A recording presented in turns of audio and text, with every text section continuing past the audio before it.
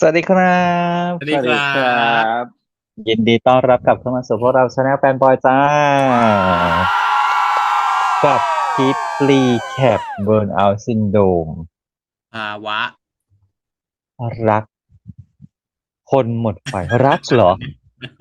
รักนึกอยู่เหรอฉันมันเห็นอีเริ่มแล้วไงพีเนี้ยอันนี้มันเริ่มแล้วไงคุณไม่รู้นะอีพีเนี้ยที่ฉันสัมผัสได้นะหลอกด่ากันไปหลอกด่ากันมา ไม่ใช่EP นี้ก็พิมพ์ไงพิมพ์รักแล้วไงอืมมันก็มีความรัก โอ้เกิดขึ้นแล้วไงพิมพ์แล้วคนหมดไฟก็ก็คือตัวจริงจิระเป็นคนหมดไฟถูกไหมล่ะพิมพ์มันก็มาหลงรักคนหมดไฟแล้วเนี่ยคนที่หนึ่งแหละคือฝั่งก่อถึงมันจะด่าก็จริงแต่เห็นตอนสุดท้ายไปล่ะเป็นห่วงมันอ่อนแล้เริ่มมาแล้ววไงอ่อนยวบเลยก่อนเอ้โอ้โหยมันเริ่มกับแล้อีพีหว นึ่งเนี่ยผ่านก็ถึงบอมาแค่สามกไงว่า สี่อีพี EP นี้น้ำเสียงเปลี่ยนเลยน้ำเสียงไม่ได้แข็งไม่ได้แข็งเหมือนช่วงแรกๆต่อให้พฤติกรรมมันยังเป็นเหมือนเดิมนะแต่น้ำเสียงมันไม่เหมือนเดิมแล้วถ้าเขาสังเกตดูเรียกว่าสันดานเดิมเออแต่ความรู้สึแต่กเปลี่ยนความอืมรู้สึกจากข้างในมันเปลี่ยนไปอืมอืมตเอนคุยโทออ รส่งคุยโทรศัพท์เห็นป่ะล่ะน้ำเสียงมันเปลี่ยนไปหมดเลยคือพอตอนร้องเลยนะเนี้ยพัฒนาการตัวละครมันมีทุกตัวให้เราเห็นเลยเอทีมก็อมีจิระก็มีก่อก็มีแบบว่าโอ้โหแต่ละตัวมาอย่างแต่สิ่งอย่างที่ขึ้นเราจะต้องชมก่อนเลยอืม คือพีมอืมดิวพาเราไปไกลมากนะวันนี้กับสีเล่นดีทุกคนดิวเล่นกับตาที่มันออกมาหมดเลยว่าแบบว่ากูชอบแล้วเออมันมีความสุขจริงนะตอนยิ่งตอนซีนคุยโทเป็นรศัพท์ประกายเลยนะตาประกายระยิบระยับเลยแบบวันเนี้ยดูแล้วอีพีอื่นก็เป็นนะแต่วันเนี้ยจะชัดสำหรับฉันนะตอนที่นางคุยกับที่ออะไรนะเพื่อนนางอะเอเจอ่ะอืมฉันมีความรู้สึกว่าอันเนี้ยธรรมชาติเลยคือนางรู้สึกจริงๆว่าแบบมันกระวนกระวายมันทำอะไรไม่ถูกแล้วมันก็ออกมาด้วยคำพูดและการแสดงท่าทางที่แบบตรงนั้นนะในห้องนอนนะ อันเนี้ยสัมผัสได้แบบชัดมากกว่านี้อืมอืมวันหนังไม่ได้เล่นไม่ได้เล่นซีรีส์อยู่เหมือนใช้ชีวิตจริงๆของตัวละครตัวนี้อะไรอืมเงี้ยอืมซีเห็นคุยโทนด้วย รศัพท์ก็เหมือนกันอย่างที่บอกอืเห็นปะล่ะมพอเขารับสายปุ๊บยิ้มออกมาเนอะเองมันไม่ได้เตรียมพร้อมที่จะมันเป็นยิ้มการคุยโทรศัพท์กับคนที่ชอบคนที่ชแล้วอบเขาตอใช่บแค่เขารับสายมามันเท่าก็ยิ้มนั้นเองถูกแล้วมันไม่เหมือนกับว่าพี่นุชชี่สั่งให้พอฮัลโหลแล้วให้ยิ้มนะอะไรอย่างเงี้ยแต่มันเหมือนมันยิ้มออกมาเองว่ะใช่หรือว่าคิดจริงอุดว้าไม่ได้ยไปเขามีของเขาใส่คือฉันเออยู่แล้วงเขามีขนะองเขาอยู่แล้วไม่ได้อ๋อก็นั่นแหละก็คืออย่างที่เราเคยชมมาตลอดเนาะว่าเรื่องเนี้ยดิวดีขึ้นเยอะมากจริงๆแล้วเนี่ยทุกอีพีเลยมันเห็นเราหมดเลยเราทุกอีพีเห็นชัดขึ้นเรื่อยๆแล้วใช่แล้วต้องบอกว่าดีกรีความแฮปปี้ในสีหน้ามันจริค่อยงๆไต่ขึ้นมานะมันไม่ใช่แบบใช่โดดมาเฉยๆนะแต่อันเนี้ยมันเป็น development ของตัวละครที่ค่อยชอบขึ้นไปเเรื่อยๆออเยอะๆขึ้นเยอะๆขึ้นน่ะเนี่ยมันเป็นไอ้อืนี่แล้วว่ามมันไปตรงกับคำไอ้นี่แล้วว่าเป็นเสือที่หลงรักเหยื่อเออเนี่ยคือนิยามแล้วว่าเป็นนิยามของคำนั้นแล้วว่าที่เขาบอกว่าเป็นเสืออย่าไปหลงรักเหยื่อเนี่ยแล้วมันไปจะเป็นสแล้ภาพวเนี้ยคือไปมันคแล้วมันเป็นอนโทรลไม่ขึ้นแล้วทีเนี้ยไปแล้เป็นเหยื่อวที่กำลังจะเข้าปากกันด้วยนะแต่ดันหเออลุดออกไปไง อย่างเงี้ยแล้วมันโหยหาเหยื่อตัวนี้จังเลยคือเมื่ออะไรเงี้ยแบบเริ่มแรกอาจจะคิดมันอาจจะเหมือนเดิมแหละแค่คิดแบบว่าจะขย้ำเหยื่อตัวนี้แต่พอไปอืมาปุ๊บมมันรู้สึกแล้วมันขย้ำก็อยากขย้ำอยากครอบครองก็อยากครอบครองอยากให้เขารักก็อยากให้เขารักอะไรอย่างเงี้ยมันไปอย่างนั้นหมดเลยตอนเนี้ยใชแล้ว ่แล้วมันมีความแข่งขันกับก่อด้วยพอนางถามว่าทำอะไรอยู่แล้วพอทางนั้นก็แบบพอด่าก่อโทรมาให้ฟังเห็นปะอันที่ชัดสุดคือตอนก่อโทรมาแล้วจีราบอกว่าไม่รับค่ะไม่รับไม่แล้วนางอืมยิ้มทันทียิ้มเลย แบบ คือ คือ เหมือน คือ กู จริ ช ง เหมือน นะ ดีใจ แล้ว ว่า อ่ะ ว่าเขาเลือกกู เขา เขา เลื เลื อก อก อะไรอย่าง กู เงี้ย เออ คือมันมันเป็นความรู้สึกว่าสำหรับสำหรับพีมอ่ะ อืม ก่อไม่ใช่คู่แข่ง แต่มันเหมือนกับเป็นนายจ้างอะที่เอาแต่ใจ ใคร อื ก็ ม ต้องเสิร์ฟ เหรอ งานให้ตลอดเวลา เพียงแต่ว่า อื ณ ม วันเนี้ย พีมยังไม่รู้ว่าก่ออะรู้สึกแบบไหน กับจิระ อ่า อ่า แต่ฉัน ก็เป็ แต่ น ฉั ไป น ได กลับคิดว่า เออ นางอะแข่งกันมาตั้งแต่เรียนแล้ว แต่ลุงอะแอบคิดเหมือนจุก คื เอ คือเข้าใจ อ นะ นาง ว่า อะ แข่ง คิ แข่ ด งกั ว่ นในแต่เรียน แต่เพียงแต่ว่า อันเนี้ยมันแอบรู้สึกเฉย ๆ ว่าเขาเรียกอะไรอะ เพราะเนื่องจากว่า ความชัดเจน ความชัดเจนน่ะ อื มันไม่ ม ได้ขนาดนั้น แล้วก็สิ่งที่จิระฟีดมาตลอดมันคือเรื่องงานไง คือลุงอะไม่ได้คิดฝั่งว่าพีมอะจะคิดว่าก่อจะชอบ แต่ลุง เอ อะกลั อ บคิดว่าพีมอะกลัวว่าจิระจะไปชอบมากกว่า แต่พอเขาพูดว่า ไม่รับโว้ยอะมันถึงดี เอ ใจ อ ที่ มั เขา นถึ เลื ง อก ใช นาง ่ ไม่ได้เลือกอีคนนู้น ถู คือ ก ไม่ นางไม่รู้หรอกว่า อีก่ออะรู้สึกยังไง แต่ เแต่ออ นางอะสนใจแค่ว่าจิระอะจะรู้สึกยังไงมากกว่า อืคือ ม ถ้าวันนั้นจิระบอกว่าไปรับสายก่อนนะ อีนี่ไปเมาหัวลาน้ำนะกูว่าได้ไปเบิร์นเอาท์บาร์อีก แล้วก็ไปหาเหยื่อคนใหม่แก้ขัด อะไร ใช่ อย่า ไหม งเงี้ย แต่ทีเนี้ยพอ เออ เห็นว่าจิระอะเลือกนางปุ๊บ อุ๊ย กูสบายใจ โอ๊ แล้ว ย อย่างน้อย ๆ เขาก็เลือกกู อะไรอย่างเงี้ ใช่ ย ฉันน่ะมีความรู้สึกว่านางอะยังอยากจะโทรคุยอยู่นะ คุย เสายไปเรื่ออ อย ๆ แหละ แต่พอรู้ว่า อุ๊ย เขาเลือกกูอะ เออ วางหูก่อนก็ได้ ไปวาดรูปก่อน อะไรอย่างเงี้ย คือ แฮปปีแล้วอะ คือลุงอะไม่ได้คิดว่าพีมกังวลเรื่องก่อจะมาชอบนะ ใช่ แต่ลุงก็ว่านางอะกังวลจิระจะไปชอบก่อมากกว่า คือมัน ณ มี ปัจจุ ณ มัน ตอน มี นี้ ควา ณ ม EP นี้ มันมีความเขาเรียกอะไรอยากเป็นเจ้าของอะ อื เพราะลุง ม ว่าพีมเองอะคิดว่าก่อไม่มีทางที่จะชอบใครอะ เออ อา หมายถึงว่าไม่มีทางที่จะไปตกลงหลักปักฐานกับใครอะ ก็คือ เออ กับจิระก็คือแค่เรื่องงาน แ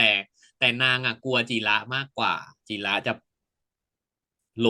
งก่อ เหรอ? ไปมากกวเฮ่า ้ย อะไรอย่างเงี้ย แล้วถ้าสมมุติว่า อย่างเงี้ย ที่ก่อเดี๋ยวโทรมาเรื่อย ๆ มันจะมีสักแว็บไหมว่าแบบ เฮ้ย ก่อมันคิดอะไรเปล่าวะ เงี้ย ไม่ ถ้าฟีดที่มันเกิดขึ้นน่ะ มันจะมี เชื่อเถอะว่าข้างหน้าต้องมี อืแต่ ม not now ตแอต่ นเนี้ย แต่อย่า มั ง น ที่ยัง มี บอกอะ ความรู้สึก ตอนเนี้ยคือฝั่งจิระ นางอาจจะแว็บฝั่งจิระมากกว่า ถ้า เออ เกิดว่ามีสักวันหนึ่งที่จิระบอกว่า งั้นแค่นี้ก่อนนะ เดี๋ยวขอไปรับสายก่อก่อน นั่นแหละ หน่อย วันนั้น แหละ น่าจะแบบเพียว อันเนี้ย มันจะคิดไปอีกแบบแล้ว โอ้ เพราะ แล้ ว่า วจิระสวย ถ้าตอบแบ เว บ้นั้ย นปุ๊บอะ เหมือนจิระให้ความสำคัญกับก่อมากกว่านางแล้วไง อืก็คือวางม สายนางเพื่อไปรับสายก่อ อะไรอย่างเงี้ย เพ แต่ ราะว่า จ ถ้า ริง เอาจ ๆ ริง ๆ ถ้าคนมันชอบกันอะเนาะ ถ้าอีกคนหนึ่งโทรมาแล้วเราเกลียดหน้ามันอะ โอ๊ย มึงรอไปก่อน กูขอคุยกับคนนี้ให้จบก่อน แล้วคเดี๋ืยอ วบางทีมันมี ว่าง เรื่อ แง ล้วเดขี๋ยวอง กูโทงราน กลับ ที่เอาเงินเป็นตัวล่อนั่นแหละ อืม ถูกไหมล่ะ แต่เพียงแต่ถ้าถามว่าด้วยลึก ๆ แล้ว ถ้ามันไม่ตัดปัจจัยเหล่านั้นไปอะ คิดว่าจิระจะเลือกก่อไหมล่ะ? ใช่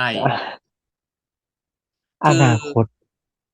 คือ ณ ปัจจุบัน เอาแค่แบบตัดเรื่อง เราเอาแค่ ปั ปัจ ปัจจุบัน เอาปัจจุบัน แค่ ก่อนนะ ตอนนี้ที่เราเห็น เออ ปัจจุบันอะยัง ไม่มีทาคื ง อ เลื ว่ อก ต เล อนเนี้ย ย จิระเองอะไม่ได้ชอบก่อด้วยซ้ำ ใแต่ช่ แค่เหมือนมัน คือก่อมันมี sex appeal อะ เราต้องพูดอย่างงี้ ใช่ แล้วคือตอนเนี้ย คือนางหลงรูป ถูก นาง ที่เวลานางไปที่นางไปดำน้ำแล้วจูบแล้วนางมีอารมณ์อะ อันนั้นน่ะคือหลงรูป มันเป็นปกติทั่วไปของคนอยู่แล้วเนาะ อืไปจูบม กับเขาอะ มันก็ต้องมีอารมณ์อะ อะไรอย่างเงี้ย แต่ลุงว่า แต่ทีเนี้ยพอไปเรื่อย ๆ อะ อันนั้นน่ะความสัมพันธ์มันพัฒนา ความรู้สึกมันจะพัฒนาตาม คือต่อให้เราไม่อยากรับสายมันยังไงก็แล้วแต่ แต่มันโทรมาทุกวันน่ะ อืม มัน ก โทรมามทัุน กวัน จะมี แล้ว กฎ อยู่ ๆ มันดีขึ้นด้วยน่ะ มันจะมมีันไม่กได้ ฎโทร กี่ มา วันวะ โทร วีก โทร 5 วัน 7 วัน อะไรสักวันเปล่าวะ จำไม่ได้แล้ว ลืมเลขอะ แล้วเสร็จแล้ว เมื่อวันหนึ่งแล้วมันหยุดโทรปุ๊บนะ มันจะร้องหา มันหายไปไหนวะ ทันคือ ทีอะ คือแล้วมันไม่ได้โทรมาด่าโทรมาวีนอย่างเอเดียวแล้วไงอตอนนี้เห็นป้ามันโทรมาแล้วมันก็คุยสารสุกดิบนะมันไม่ได้แบบว่านู่นนั่นนี่แล้วคุยเรื่อยเปื่อยอ่ะเสียงแล้วน้ำอ่อนเสียงหวาเสียงอย่างที่เราบอนกอ่ะน้ำเสียงมันไม่เหมือนเมื่อก่อนแล้วไงเออคุยยังกลายเป็นไงก็ได้อืมขอให้กูได้คุยเถอะเองง คือเหมือนประมาณว่ากูขาดเสียงมึงไม่ได้แล้วว่าตอนเนี้ยอีแต่จอจริงๆนะตอนเนี้ยเราก็ต้องยอมอย่างหนึ่งว่าในจังหวะของการคุยหรือว่าการที่ไปอยู่แค่ณตรงนั้นน่ะอืม แล้วน้ำเสียงที่ได้มาคือแบบโทนเสียงเปลี่ยนไปคนละโทนเลยอ่ะใช่เอออีอืมที่ต้องชมอีกคนหนึ่ง จริง EP นี้ก็คือจุ๋มนี่แหละจุ๋เอมใช้อเสียงแบบมัลติเวิร์สมากอ่ะเออคือตอนจังหวะคุยโทรศัพท์แล้วคือเรารู้เลยเนาะเรารู้เลยว่าเนี่ยอ่ะเสียงกำลังใกล้ใกล้และเริ่มง่วงเริ่มมาอืมแล้วอารมณ์ง่วงมันเริ่มมาคือมีความสากมีความวันนี้ดิกชันดีอืมอือืมมคือมันเห็นชัดเลยไงว่าอุ้ยค่อยๆมันมาค่อยๆลงมาเรื่อยๆน้ำเสียงค่อยๆเปลี่ยนไปเรื่อยๆค่อยๆยานค่อยๆสั่นค่อยๆสาบเอค่อยอๆเงียบไปเลยทีเนี้ยคือถ้าเขาเรียกอะไรนะถ้ายังทำตัวเปรตอยู่เนี่ยนะอ่ก็าก็จริงๆแล้วยานอนหลับที่ดีคือไม้หน้าสามไง ถูกไหมแต่อืมแต่อันเนี้ยเราเห็นได้ว่าณวันเนี้ยมันมีพัฒนาการที่รู้สึกได้ว่าเขาเองเขาก็พยายามไม่สร้างเขาเรียกอะไรอ่ะไม่ทำตัวเปรตใส่เออจิระไม่เออไม่เอาความเปรตมาลงที่จิเอระอแล้วเอออันเนี้ยไม่รู้สึกเหมือนกันหรือเปล่าถามแฟนช่องด้วยไม่ว่ารู้สึกเหมือนกันหรือเปล่ามีความรู้สึกว่าวันเนี้ยตัวของก่ออะอืมมันอาจจะไม่ได้แบบขึ้นมาดีซะแบบโอ้โหอืเป็นคมนดีนะแต่พอมันดีกับจิระขึ้นมานิดนึงอ่ะนี่มันเป็นคนดีแล้วอ่ะไม่ยืนคุณน่ะยันหลงรูปค่ะคุณถูหลงรูกค่ะปอยู่ค่ะโจกตอยังนเนี้ย ยืนยันว่าด้วยวิธีการแบบนี้เปรตค่ะวันนี้คือก็เป็นคนคือดีคือคุณน่ะพอเขาดูดีพอเขาหล่อพอเขาอะไรปุ๊บคือคุณให้อภัยเขาได้ทันทีถูคุณกเพราะ เขามีความห่วงใยนะลุง ประธานโทษนะคะทำเปรตมาขนาดนี้แล้วคุณมันจะมาเป็นเพทำดีราะมึงสามประโยค่ะคมันไม่กูถึงโดช่วยค่ะ นแบบนี้สมควรแล้วที่มึงจะต้องมาห่วงกูค่ะอีห่าต้องแบบนี้ค่ะ ไม่เอใช่แบบว่าอโอ้ยมาบอกว่าเป็นห่วงโอ้เป็นคนดีเขาเป็นห่วงลุงเขาสอนว่ายน้ำด้วยนะลุงนี่อันเนี้ยหลงรูปโดย100%ถูกลองให้อีก่อนมันไม่รอไม่สิ เออด่าเช้าด่าเย็นเอออืมคือเราแต่รู้แหละวันเนี้ย ว่าเขาพยายามดีขึ้นแต่อืเพียงแต่ว่าในมความดีขึ้นนั้นมันก็ยังมีความเปรตอยู่นั่นแหละใช่คือเเราเห็นพัฒออนาการอย่างที่เราบอกเราเห็นพัฒนาการว่าตัวละครเนี้ยมันเริ่มเป็นคนที่ไม่ได้เอาตัวเองเป็นจุดศูนย์กลางแล้วอะเออเริ่มใส่ใจคนอื่นมากกว่าตัวเองเออเริ่มมีและเริ่มมีมุมนั้นให้เห็นเริ่มมีความอืเป็นมนุษย์มปุถุชนให้เห็นแล้วอะไรอย่างเงี้ยไม่ได้อืทำตัวเป็นเทวมดา สิ่งแต่ที่ชอบวันนี้เอออืมแจกก่อนไม่ก็คือพอเราพูดถึงเฮียก่อไปแล้วเราก็ต้องพูดถึงอืมจีดาต่อ อืมอ่าคือวันคือเขาเรียกอะไรอ่ะพลังการแสดงไม่ต้องพูดถึงคือเด็ดสระตีอยู่แล้วแต่อืมสิ่งที่เราเห็นจาก expression การแสดงออกทางสีหน้าในความด่านั้นในความอืมใดๆนั้นหรือว่าในความที่เขาเรียกอะไรอ่ะในความที่รู้สึกว่าเริ่มชอบเรื่องชอบใครกับพีมมันหรอเห็นตอนบนหน้านะใช่ตอนเนี้ยคือตอนคุยโทเปอร์เซ็นต์รศัพท์เออก็เปอร์เซ็นเห็นต์ความชอบอะคือเราอยู่เราให้ไปอยู่ที่พีมเลยใช่แต่เปอร์เซ็นต์ความหลงรูปอะมันยังมีอยู่เหมือนอีจุกอะเอหลงรูปอ ก่อมันก็มี no จุกนึกคือสังเกตไหมล่ะ เอาง่ายจุกนึกสภาพดิผู้ชายหล่อเดินแก้ผ้าให้กูดูทุกวันอ่ะ มันก็ชินไงมาเอางี้ดูทุกวันก็ชินขอป่ะอนุญาตใช้คำภาษาลูเอา ว่า ทานโทษถ้าถามว่าไม่ถ้าไม่อะไรเนี่ยมันไม่เลี่ยนงุ่นหรอกค่ะถูกถูก ถูกไหมแต่ถามว่าสิ่งที่เกิดขึ้นกับทีมเกิดขึ้นไหมไม่เกิดเออกับพีมาฉันนะมีความสัมพันธ์แบบคนจีบกันเนาะเจ๋งเอเนาะอมันเป็นคนที่จีบกันแต่นะอีกฝั่งมันไม่ได้หนึ่งกลายเป็นเซ็กซ์แอ e a l แบบเออสูงส่งมันเริ่มขนาดนั้นมันเลยมันเริ่มจากความเลี่ยนงูนนะเราก็พูดกันเตามตรงออมันเริ่มจากตรงนั้นไปก่อนอันนี้มันก็เริ่มเหมือนกันแต่มันอยู่ๆแล้วมันจะกลายเป็นแบบมันไม่มัน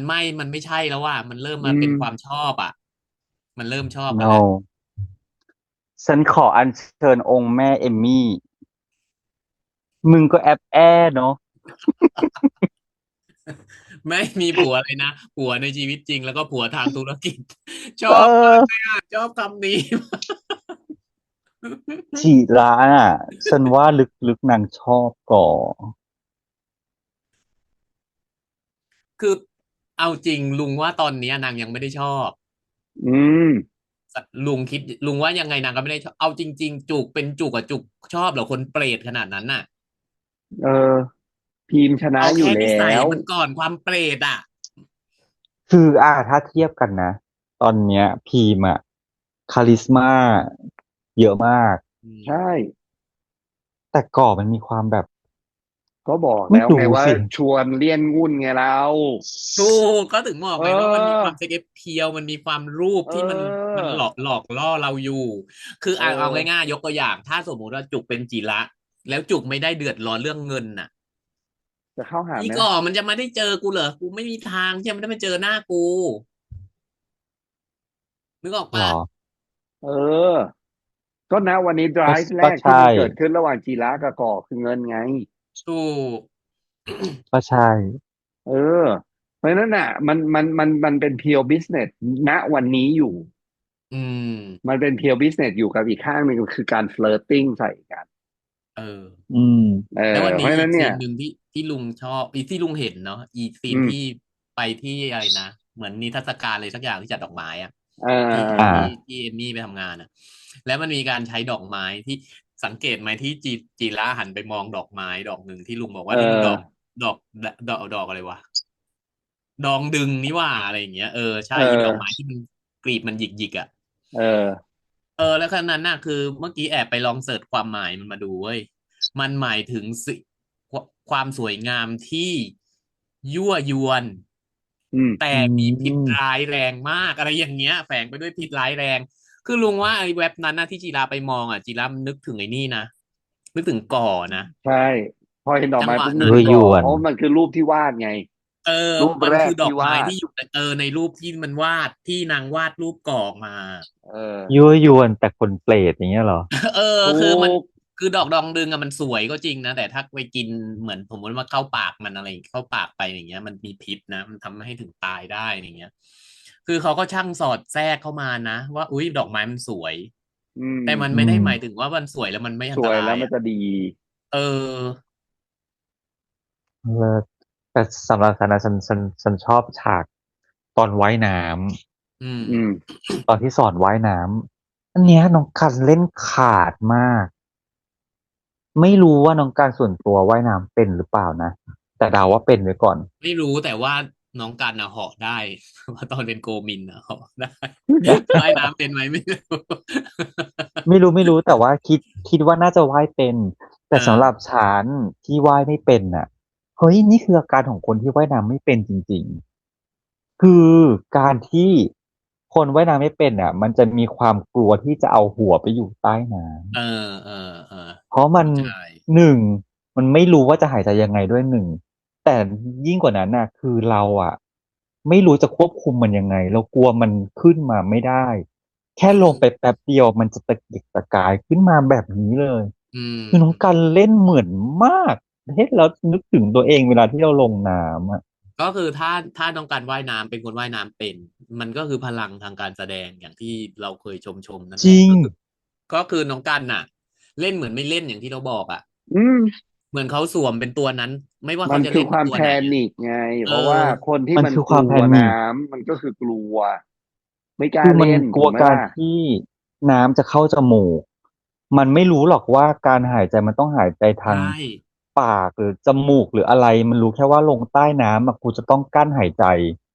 แล้วมันเอาจกลัวริงการที่น้ำจะเข้าหูๆกลัวมากเสียงน้ำที่เวลามันเข้าหูแล้วจะกลัวอะไรอย่างเงี้ยตอนที่ก่อสอนอย่างนี้เลเป็นลุยงถ้าลุงเป็นคนว่ายน้ำไม่เป็นลุงทำไม่ถูกนะคุณหายใจทางปากหายใจเข้าทางปากแล้วหายใจออกทางจมูกเนี้ยไม่เป็นเป็นลุงคือกูลงไปใต้น้ำแล้วกูหายใจแล้วกูเข้าทางให้จะเข้าปากนะกูก็ตาปากก็เอาสำลักน้ำเข้าไปในปากนะคือวิธีการสอนแบบนั้นหายไม่ใจเข้าไม่ได้ทางปากเลยคือไม่ได้บอกว่าให้เราสูดอากาศเข้าไปก่อนแล้วค่อยดำลงไปคือเนางไม่ได้สอนออแบบนี้ไง ใช่นางบอกว่าหายใจเข้าทางปากหายใจออกทางจมูกคือตอนที่ลงไปนะลุงถึงจะหายใจเข้าทางปากนะถ้านางมาสอนลุงแบบนั้นถ้าลุงเป็นคนว่ายเสร็จแล้วก็น้ำไม่เป็นเป็นปลาช็อกน้ำแบบ ทีนี้ก็สำลักอยู่ใต้น้ำเลย จริงแล้วไม่ต้องพูดไม่ต้องไปพูดถึงการจูบกันใต้น้ำเลยนะคะไม่มีทางค่ะทำไม่ได้ค่ะแพนิคจะตายห่าจะมาพูดจูบใต้น้ำไม่แน่ใจได้ค่ะนะเจ๊แน่ใจแล้วถ้าณณจังหวะนั้นความกลัวมันมาก่อนจริงลุงควรจะเอาผู้ชายคนไหนดีวะลุง ถ้าจะจุ๊บก่อนลงน้ำค่ะอืมเดี๋ยวลงน้ำเดี๋ยวกูตะเกียกตะกายกอดถ้าเองพี่เพิร์ดเป็นคนสอนล่ะ ก็ดีก็จุ๊บก่อนลงน้ไม่นี่พี่เพิร์ดจะไปจุบในน้ในนามำก็พี่เพิร์ดช้าๆนะคะ ำสรุปก็คือยอไม่มไม่ใช่ไหมไม่ไม่ไม่ลุงเสร็จแล้วก็อยู่อย่างนี้นะกดไว้ นี่คือพี่เพิร์ดกดลงไปใช่ไหมเออเอาจริงอันเนี้ยต้องชมเลยพอดูแล้วแบบโอ้โหในใจคิดเรื่องการเล่นแบบเฉียบคือเราเฉียบมารู้สึกกได้ว่าเขาเป็นตัวละครนั้นจริงๆคนที่ว่ายน้ำไม่เป็นจริงอืมคือๆแล้วมันเล่นอันนี้คือชอบจะรู้สึกเลดีดยตัวขึ้นเร็วจริงอืมอย่างนี้เลยเล่นดีหมดเลยตัวละครเอมมี่เองก็ยังอืเล่นเห็นปะมกูขอยานแม่มึงลงประทับได้ไหมนางแค่ทำท่าอย่างเงี้ยแล้วนางก็เปลี่ยนไปเลยเห็นปะๆเออคือคือมันเก่งจากจริงอารมณ์ที่แบบว่ากำลังด่าเพื่อนว่าเพื่อนตอแหลอะไรอย่างเงี้เอยอแล้วอยู่ๆก็มาเปลี่ยนมาเป็นเป็นคนให้คำแนะนำขึ้นมาเลยองค์แม่มึงแอปแอมาแล้วค่ะค่ะฉันจำได้เลยเออเออมึงแอค่ะก็ประโยคที่บอกมีผัวทั้งชีวิตจริงและทั้งผัวทางธุรกิจมึงแอค่ะนู่นนั่นนี่อะไรอย่างเงี้ยคือไดอะล็อกมันเขาเรียกอะไรอะไดอะล็อกมันอิมแพกอะแล้วมันเป็นไดอะล็อกที่แบบถ้าพูดประดิษฐ์กว่านี้มันก็ไม่ใช่เพื่อนสนิทอะแล้วมันคือมันประมาอืณภาษากระเทมยคุยกันเออ แก๊งเนี่ยแก๊งที่อยู่ในหมู่ที่ในแก๊งเนี่ยต้องมีกระเทยด้วยมันถึงจะพูดลักษณะนี้ก็บอกแล้วนะอย่ามาอย่าลืมเจ๊อย่าอย่าลืมตัดมาอย่างเงี้ยมีมด้วยนะอะไรนะ อย่าลืมตัดมีมมาให้ด้วยนะ ยอกแต่นี่แหละเออชอบคือนึกชอบอีกออกไหมว่าฉากหนึ่งเวลาเราดูไปอย่างเงี้ยประโยคด่าอย่างเงี้ยคือมันคือมันถึงใจไม่มีอะไรเนาะตะกี้มันไม่ใช่หรอกมันเป็นประโยชน์ที่ถ้าเกิดจะไปประดิษฐ์ด่าแบบอื่นน่ะมันก็ไม่ใช่อืมด่าเพื่อนสนิทอย่างเงี้ยใช่อืมอืมเพราะตั้งแต่อีพีก่อนนู้นแล้วไงที่ตัวเอเจนะที่หันไปด่า